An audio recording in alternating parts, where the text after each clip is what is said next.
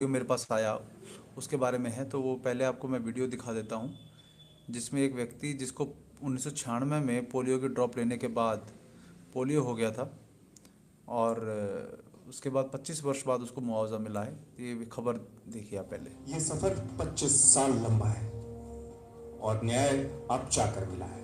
25 साल पहले देवीलाल ने पोलियो की दवा पी थी। पोलियो की दवा जिससे विकलांगता खत्म होती है, लेकिन देवीलाल दवा पीने के बाद भी पोलियो के शिकार हो गए, चलने फिरने में असमर्थ हो गए। फिर शुरू हुई देवीलाल की इंसाफ की लड़ाई। अब जाकर कोर्ट ने 42 लाख रुपए मुआवजे का आदेश दिया है। सर मेरा नाम देवीलाल वर्मा है। कहाँ के रहने वाले हो? मैं वर्कों से चलने की नहीं बनती आप? बनती सर। कब से? जब से नहीं बनती। कब से दवा पी थी हाँ आपने? दवा पी है। कौन सी दवा पी थी? ये पोलियो। अच्छा, उस समय से आपका पैर खराब हो गया हाँ था? जब से पेट खराब हो गया सर। फिर क्या हुआ था? फिर उसके बाद हमने ये मेरे पापा मम्मी देखे तो बच्चे साहब को यहाँ इलाज कराया और यहाँ पे केस लगा दिया।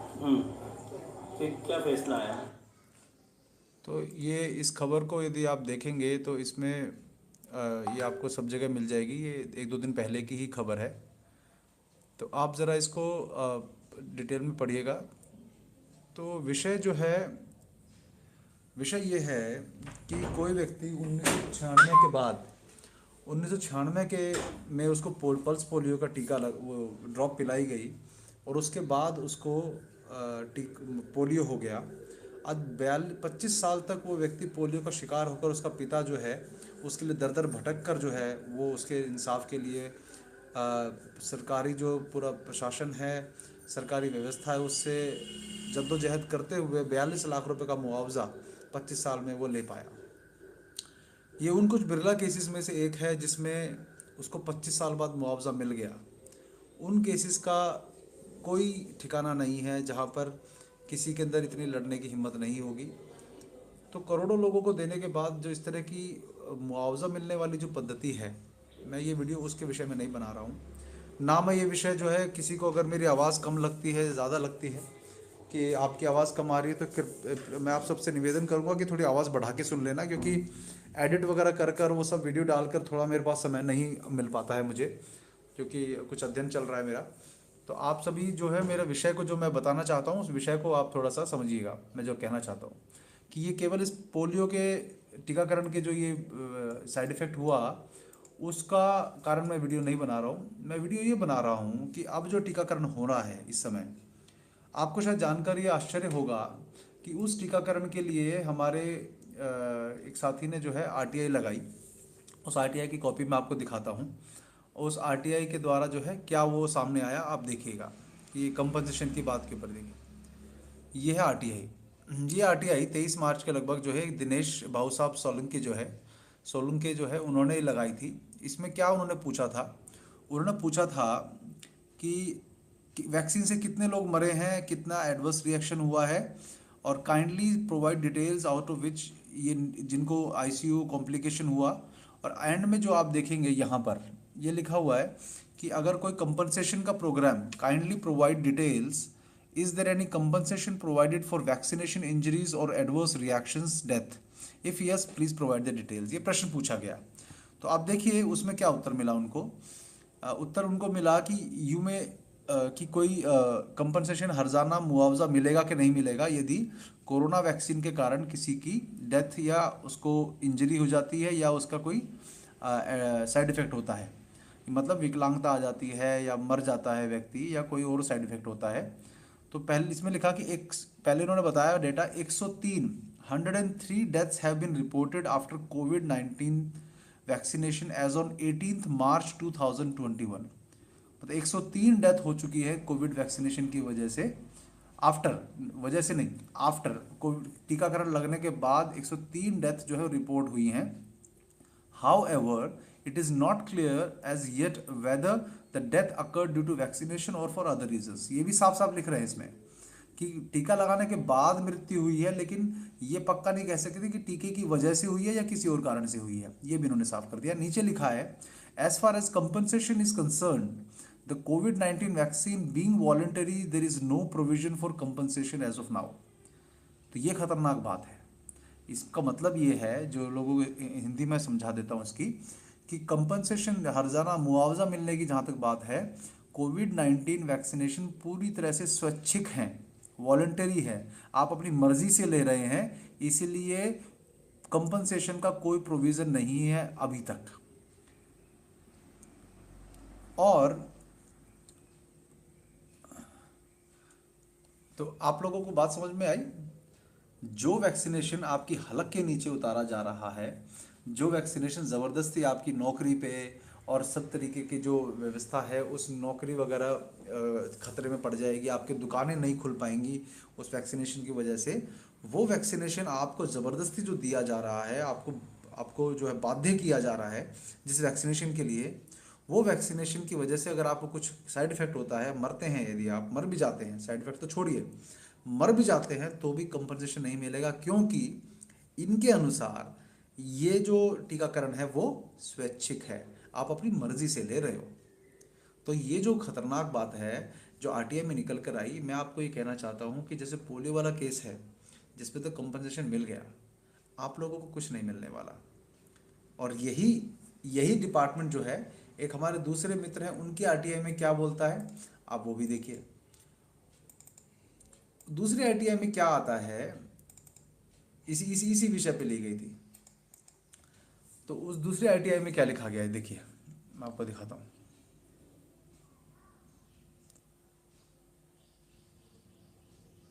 ये देखिए, अब इन्होंने कहा है, इस आरटीआई में भी वही प्रश्न किया गया था कि कितने लोग उसमें मरे हैं, तो उसमें कहीं भी कोई डेटा नहीं दिया गया इसके अंदर।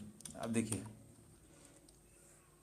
कोरोना को लेकर नागरिकों को लगाई जाने वैक्सीन के कारण देश में हुई मौत के कुल आंकड़े की सत्यापित कॉपी उपलब्ध कराएं, किसी भी प्रकार का लिंक उपलब्ध नहीं कराएं। तो इसमें ऐसा कोई डेटा मेंटेन नहीं है। तदापि इस संबंध में वांछित जानकारी निम्न लिंक पर देखें। तो कोई डेटा मेंटेन, तो वहाँ पर 103 लोगों को मरने का लिखा, लेकिन यहाँ पर कह रहे हैं कोई डेटा मेंटेन नहीं है।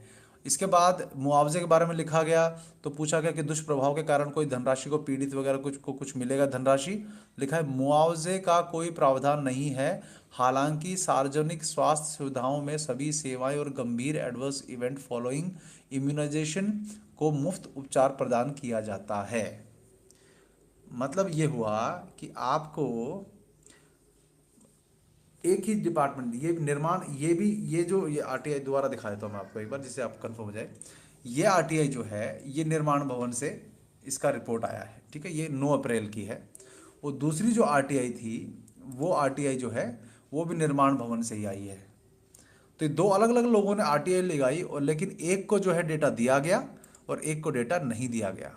इसका मतलब क्या है आपको पता है? इसका मतलब ये है कि डेटा जो है, ये डेटा के साथ जब मर्जी खेल लेते हैं। एक ही डिपार्टमेंट सेम प्रश्न के ऊपर अलग अलग उत्तर दे रहा है। इसका मतलब समझिए क्या हो रहा है कि आपको जो है डेटा में फंसाकर, आपको इन सब चीज़ों में फंसाकर अभी किसी तरह से भी वैक्सीन देने का इनका पूरा का पूरा निर्णय।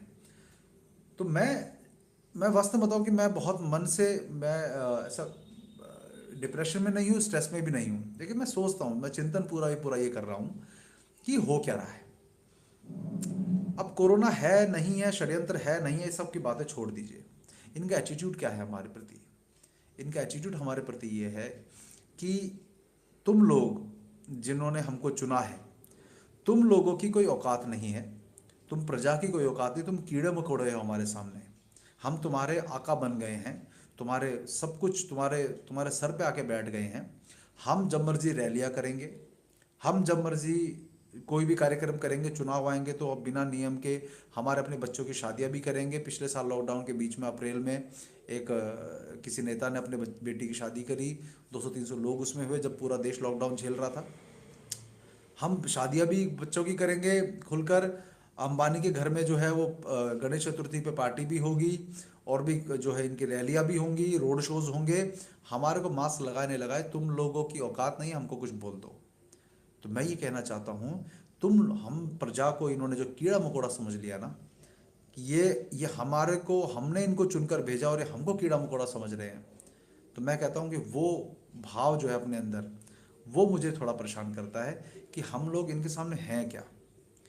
तो मैं ये कहता हूँ कि साथियों, आप सभी जो है कमर कस लो इस बात की कि ये सरकार जो है आपके साथ न्याय तो नहीं करने वाली। ये सरकार मतलब कोई भी सरकार, ये राज्य सरकार भी हो किसी भी पार्टी की, ये कांग्रेस सरकार हो, चाहे कोई भी एक्सवाइजेड कोई, मैं सबकी बात कर रहा हूँ।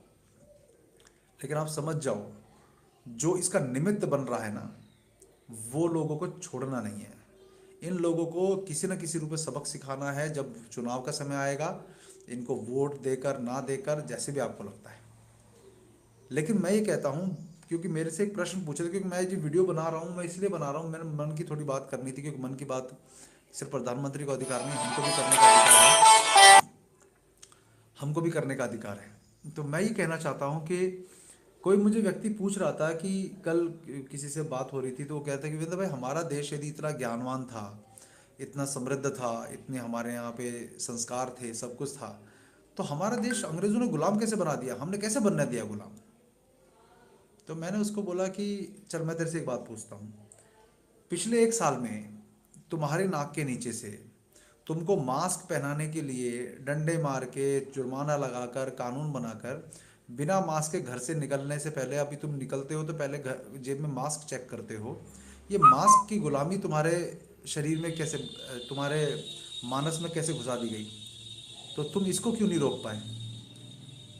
तुम अगर हमारे पूर्वजों पे आरोप लगा रहे हो कि भाई उन्होंने अंग्रेज़ों को गुलाम कैसे बनाने दिया देश को, तो अब तुम मुझे बताओ कि तुम्हारी नाक के नीचे से 1 साल में ये मास्क, सैनिटाइज़र और ये जो पूरा का पूरा जो सामाजिक दूरी मन से भी कर दी, शरीर से तो कर ही दी, मन से भी हो गई है। तो ये जो मानस परमानेंटली चेंज हुआ है, इसको रोकने के लिए तुमने क्या किया, कैसे होने दिया तुमने।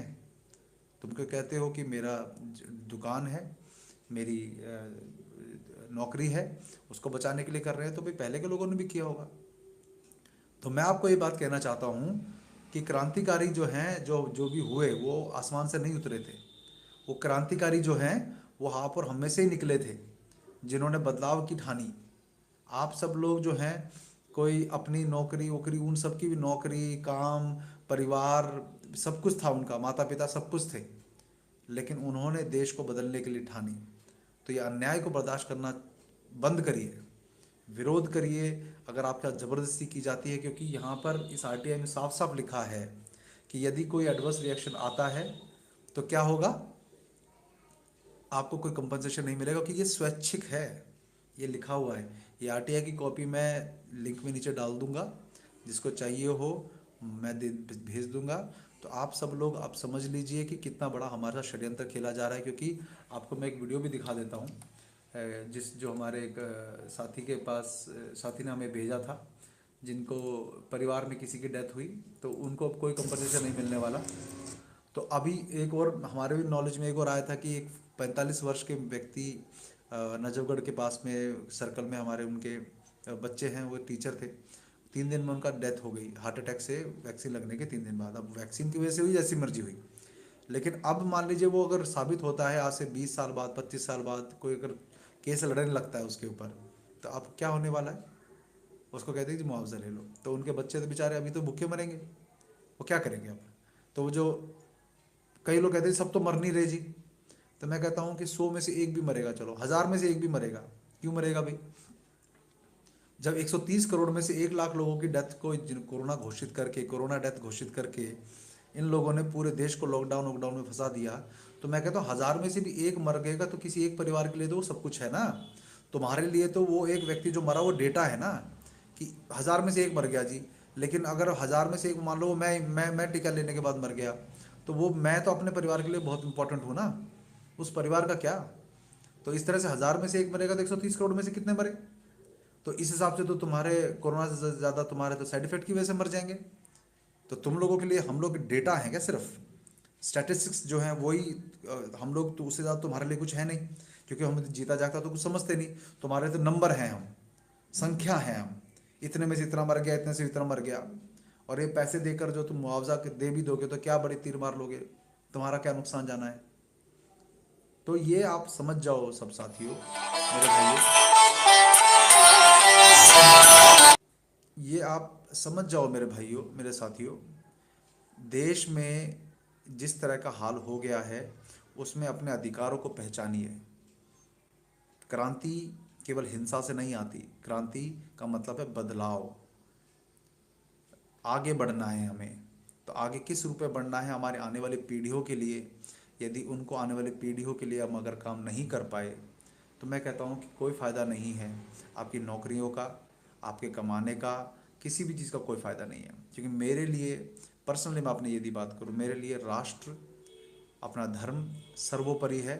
किसी व्यक्ति के चक्कर में मैं देश को बर्बाद होने का तमाशा नहीं देख सकता। तो अब देखो, मैं आपको वीडियो दिखाता हूँ। एक भाई ने भेजा था कि कोरोना की वजह से कैसे उनके साथ हुआ। जय हिंद साथियों, मैं दीपक चौधरी, जिला सिवनी, मध्य प्रदेश से आप लोगों के बीच में कुछ एक बात रखना चाहता हूँ। मेरे फूफा जी थे श्री रामनाथ चौधरी जी, उनकी कल मृत्यु हो गई दिनांक 4 अप्रैल 2021 में। 1 अप्रैल 2021 को उन्हें कोरोना का टीका लगा था छिंदवाड़ा में। उसके बाद उन्हें बुखार आई, खांसी आई, ये सामान्य से चलता रहा। लेकिन 4 तारीख को वो अपने साड़ू भाई के यहाँ जिला सिवनी मध्य प्रदेश में आए और शाम को लगभग मेरे पास कॉल आया 8 बजे के आसपास कि आप भाप लेने की मशीन लेकर आओ, बोले उन्हें सांस लेने में दिक्कत हो रही है। मैंने कहा अभी टीका लगा है, सामान्य सी बात है, ऐसा होता रहता है, कराने की कोई बात नहीं। ऐसी कुछ बात हुई, फिर फ़ोन मैंने रख दिया। लेकिन रात 3:45 बजे 4 अप्रैल 2021 को कॉल आया कि फूफा जी नहीं रहे। और मुझे समझ में नहीं आ रहा है कि टीका लगने से हुआ है क्या टीका लगने के बाद हुआ। टीका लगने से पहले पूर्णतः स्वस्थ थे, कुछ भी नहीं था। तो मैं समझ नहीं पा रहा हूँ ऐसा क्यों हुआ। मैं इस चीज़ का विरोध नहीं कर रहा हूँ, लेकिन मैं जानना चाहता हूँ ऐसा क्यों हो रहा है। तो आप लोगों को समझ में आई बात कि वास्तविकता में क्या हो रहा है। कि इस तरह के केस जिनके साथ भी हो रहा है, मैं कहता हूँ आरोप लगाए बिना आप केवल डॉक्यूमेंट करके उसको वीडियो बना के डाल दो कि भाई टीका लगाने के बाद रहती, टीका की वजह से हुई, नहीं वजह से, वो छोड़ो। बाढ़ ला दो पूरे देश में, जिनके भी परिवार सर्कल में जिनको भी वो वीडियो नहीं बना सकते, आप वीडियो बना के डालना शुरू करो। ये जब इस तरह के वीडियो जाएंगे तब पता चलेगा। और ये आरटीआई की कॉपी सबको भेजो, इस कॉपी को प्रिंट करके या व्हाट्सएप पे भेजो, जैसे मर्जी भेजो, कि आपको कोई कंपनसेशन नहीं मिलने वाला है। क्योंकि ये स्वैच्छिक है। अगर स्वैच्छिक है तो हम अपनी मर्जी से लेंगे, आप बाध्य नहीं कर सकते। क्योंकि आप समझ लो इस बात को कि जितना षड्यंत्र हो गया है कि जुडिशरी सिस्टम भी अब आपको जो है सपोर्ट नहीं करने वाला, क्योंकि वो भी परोक्ष रूप से सरकार ने काबू कर लिया है। इसलिए कोई सुनवाई नहीं है सिवाय जागृति के। तो आप साथियों, ये सुबह सुबह वीडियो बनाने का जो उद्देश्य था वो यही था कि इसमें बातें तो बहुत सारी है करने को, लेकिन बदलाव लाना पड़ेगा। ये जो सरकारी जो गुंडागर्दी है ये चालू जो हो गई है कानून बनाने के नाम पे, तो मैं उन सब साथियों को भी बोलना चाहूँगा जो ये मानते हैं कि भाई पुलिस वाले तो अपनी ड्यूटी कर रहे हैं। ये जो कोरोना योद्धा तथाकथित जो योद्धा बोलते हैं जिनको, उनको बड़ा मान सम्मान दिया जाता है। मैं कहता हूँ ये नौकरी बजाने के अलावा और कुछ नहीं कर रहे, ये केवल नौकरी बजा रहे हैं। ये वो नौकरी उसी तरह की नौकरी है जिसमें फ़र्ज़ के नाम पे और ड्यूटी के नाम पे इन्होंने क्या किया। इन्होंने जब जलियांवाला बाग में जनरल डायर ने जो है गोली चलाने के आदेश दिए अपने ही लोगों के ऊपर, तो इन्होंने गोलियां चलाई उनके ऊपर। तो आप क्या सम्मान की दृष्टि से देखेंगे इन लोगों जो ड्यूटी के नाम पे अपने ही लोगों के साथ अन्याय कर रहे हैं। एक अभी थोड़ी देर पहले वीडियो मध्य प्रदेश का था कि दो पुलिस वाले एक व्यक्ति को मास्क ना पहनने पर बुरी तरह उनके छोटे बच्चे के सामने मार रहे थे। तो मैं कहता हूं कि यदि पुलिस वालों को एक ड्यूटी के लिए बोला गया है, लेकिन किसी व्यक्ति को इतनी बुरी तरह से मारना, तो वो तो व्यक्तिगत उनके अपनी जो कुंठा है वो निकाली जा रही है ना, अपना वर्चस्व साबित किया जा रहा है। कौन आपको कहता है अपने देश के व्यक्ति को आप मास्क पहनने के लिए मारो? तुम्हारी हिम्मत है कि तुम नरेंद्र मोदी को या अमित शाह को या जो भी कोई नेता जो है जो आजकल रोड शो कर रहे हैं, चाहे कांग्रेस का राज, इन्होंने राहुल गांधी वादी सबने किया, इनका चालान काट दो? तुम्हारी हिम्मत है? डंडा तो मारना छोड़ो, तुम चालान काट के दिखा दो। नहीं, तुमने नहीं किया, क्योंकि वो नेता हैं, आप कीड़े मकोड़े हो। और कीड़े मकोड़ों को मसलने के लिए ये पुलिस छोड़ी गई है जो अंग्रेज़ों ने बनाई। तो ड्यूटी और फ़र्ज़ का जो है दुहाई मत दो हमें कि ड्यूटी फ़र्ज़ है हमारा, ये सब है। ये नौटंकी तुम्हारी शुरुआत जो है अंग्रेज़ों ने की थी। तो ड्यूटी फ़र्ज़ के लिए अपने देशवासियों के साथ अन्याय मत करो। जो भी लोग पुलिस में या किसी भी महकमे में सुन रहे हैं इस बात को, मैं उनसे निवेदन करूंगा कि अपने देश के लोगों को गाजर मूली की तरह इन नेताओं के आदेश पर मत कटने दो। तुम्हारा फ़र्ज़ तुम्हारे राष्ट्र को बचाने के लिए है, नेताओं को बचाने के लिए नहीं है। तो इसीलिए इस बात के साथ, इस विचार के साथ कि यदि ये स्वैच्छिक है तो ज़बरदस्ती बर्दाश्त नहीं करेंगे हम लोग। तो ये बदलाव लाना पड़ेगा, इसके लिए लड़ना पड़ेगा, इसके लिए मरना पड़ेगा। जो लोगों को जिस तरह से संभव हो अपनी क्षमता अनुसार इस चीज़ से लड़े, इस चीज़ का विरोध करिए। जो आप सत्याग्रह कर सकते हो सत्याग्रह करिए। तो मैं कहना चाहूँगा कि इनकी बर्दाश्त करने की ज़रूरत नहीं है, क्योंकि ये किसी के सगे नहीं है, ये किसी के सगे नहीं है। वंदे मातरम।